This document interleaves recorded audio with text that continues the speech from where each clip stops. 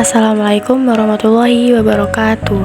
Halo semuanya, perkenalkan nama saya Leni Febriani dari Prodi Komunikasi dan Penyiaran Islam dengan nomor NIM 1860343131073. Di sini saya akan mempresentasikan tentang dasar ilmu komunikasi.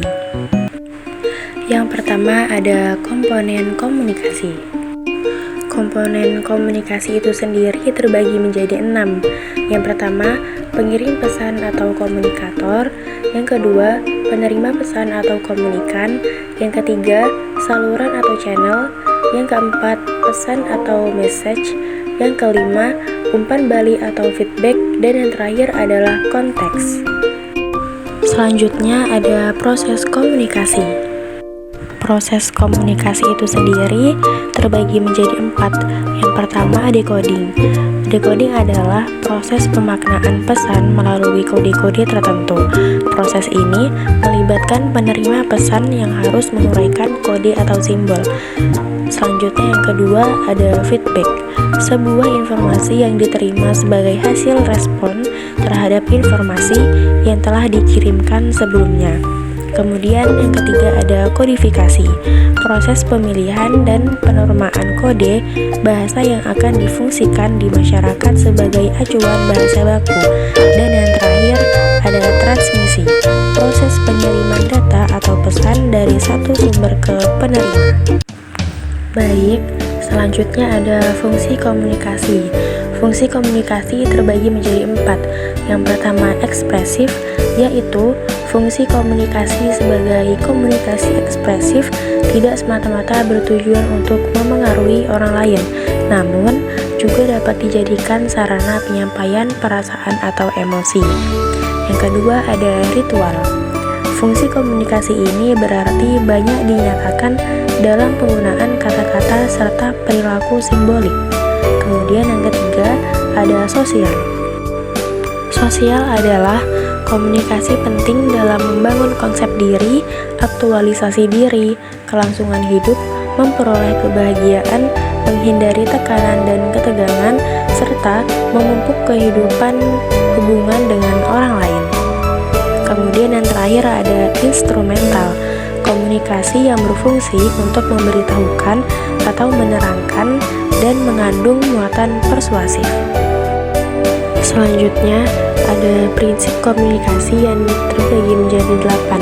Yang pertama ada proses simbolik, yaitu karena simbol atau lambang digunakan untuk menunjukkan suatu hal yang berdasarkan kesepakatan sekelompok orang. Kemudian yang kedua ada potensi komunikasi. Potensi komunikasi bisa dimaknai sebagai stimulus bagi orang lain. Perilaku manusia seperti gerak-gerak tubuh dan raut wajah bisa ditafsirkan oleh orang lain, walaupun sebenarnya orang tersebut sedang tidak ingin berkomunikasi. Yang ketiga ada dimensi. Dimensi ini dilihat dari sisi pesannya, sedangkan dimensi hubungan terlihat dari cara seseorang mengatakan pesannya. Yang keempat, tingkat kesengajaan. Artinya, komunikasi ini bisa terjalin dari peristiwa yang tidak disengaja sama sekali, hingga bentuk komunikasi yang sudah direncanakan akan disadari. Kemudian yang kelima ada konteks ruang dan waktu. Untuk pesan konteks ruang dan waktu itu sendiri adalah pesan yang dikirim komunikator baik secara verbal maupun nonverbal, disesuaikan dengan konteks tempat, ruang, dan waktunya. Kemudian yang selanjutnya ada sistematik. Sistematik adalah segala hal yang dibawa dalam berkomunikasi, sementara sistem eksternal adalah situasi lingkungan kedua sistem ini, mencakup latar belakang budaya, nilai, adat, pengalaman, pendidikan, dan lingkungan keluarga. Selanjutnya, yang ketujuh ada prediksi peserta komunikasi. Dan yang ke-8 ada irreversible, adalah pesan yang disampaikan tidak bisa dikendalikan atau dihilangkan pengaruhnya oleh komunikator. Berikutnya ada hambatan-hambatan komunikasi. hambatan komunikasi terbagi menjadi 4. Yang pertama, hambatan personal, yang kedua, hambatan kultural, yang ketiga, hambatan fisik, dan yang terakhir adalah hambatan lingkungan. Hambatan personal adalah hambatan yang terjadi pada komunikator maupun komunikan. Hambatan jenis ini meliputi sikap, prasangka, emosi, bias, dan lain-lain. Kemudian ada hambatan kultural. Hambatan jenis ini mencakup bahasa, kepercayaan, dan keyakinan. Yang ketiga ada hambatan fisik. Hambatan fisik bisa mempengaruhi efektivitas komunikasi. Hambatan jenis ini mencakup panggilan telepon, jarak antar individu, dan radio. Kemudian yang terakhir ada hambatan lingkungan. Hambatan ini yang dipicu oleh faktor lingkungan adalah latar belakang fisik atau situasi di mana komunikasi terjadi. Hambatan jenis ini mencakup tingkat aktivitas, kenyamanan, gangguan, dan waktu. Selanjutnya ada faktor-faktor efektivitas komunikasi. Yang pertama, ada kualitas informasi. Informasi yang diterima oleh penerima harus jelas dan akurat dan dapat memahami pesan dengan benar. Yang kedua, ada kemampuan berbicara. Kemampuan ini memerlukan penguasaan bahasa dan teknik presentasi yang baik. Yang ketiga, ada perasaan dan emosi. Perasaan ini jika kita tidak terkontrol dapat pemaham dan interpretasi pesan oleh penerima. Yang keempat, ada konteks komunikasi. Konteks ini seperti lingkungan dan situasi. Yang kelima, ada perbedaan budaya. Perbedaan budaya dapat mempengaruhi cara pesan diterima dan diterjemahkan oleh penerima. Selanjutnya yang keenam, ada kepercayaan dan hubungan. Kepercayaan dan hubungan dapat membantu komunikasi yang efektif dan hasil akhir yang kuat. Yang ketujuh, ada sinyal nonverbal seperti mimik, gerakan tubuh, suara dapat mempengaruhi interpretasi pesan untuk penerima. Yang kedelapan, ada motivasi dan tujuan. Motivasi dan tujuan dapat juga mempengaruhi. Yang kesembilan, ada kemampuan untuk berpikir kritis. Memahami dari sudut pandang yang berbeda dapat memastikan pesan diterima dengan benar. Dan yang terakhir, ada kemampuan untuk beradaptasi.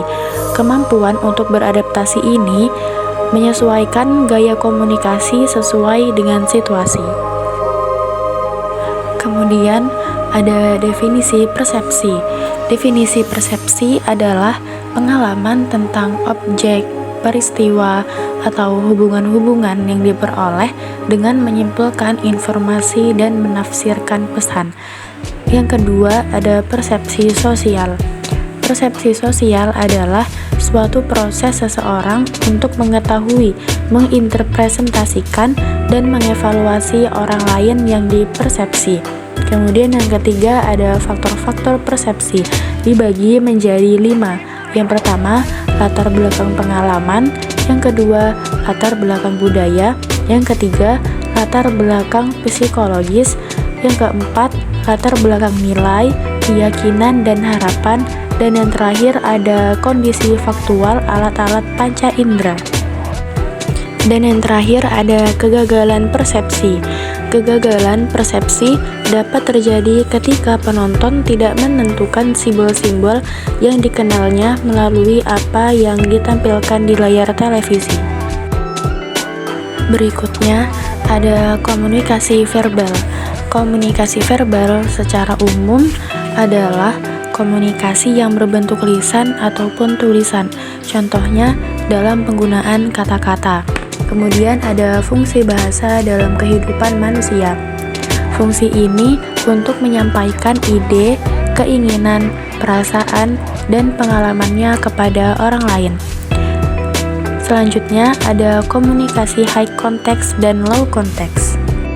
Untuk komunikasi high context adalah komunikasi yang bersifat implied dan ambigu, yang menuntut penerima pesan agar menafsirkan sendiri. Komunikasi konteks high bersifat tidak langsung dan tidak apa adanya.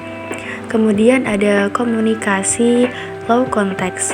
Komunikasi low context adalah komunikasi yang bersifat langsung, apa adanya, tugas tanpa terbelit-belit atau yang biasa kita kenal dengan cara bicara blak-blakan. Konsep dari komunikasi nonverbal itu sendiri adalah komunikasi yang tidak menggunakan kata-kata. Contohnya, menggunakan bahasa tubuh seperti mimik wajah dan gerakan tangan. Bahkan, intonasi suara dan kecepatan berbicara pun juga termasuk ke dalam konsep komunikasi nonverbal.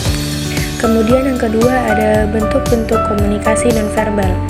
Contohnya seperti gerakan tubuh, mimik wajah, gerakan mata, komunikasi ruang, sentuhan, parabahasa, dan komunikasi waktu. Dan yang ketiga ada perbedaan verbal dan nonverbal.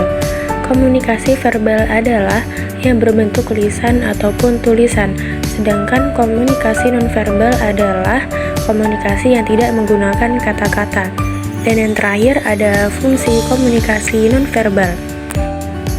Fungsi dari komunikasi nonverbal adalah meningkatkan keefektifan berkomunikasi serta mempermudah komunikator dalam mengirimkan pesan dan komunikan saat menerima pesan.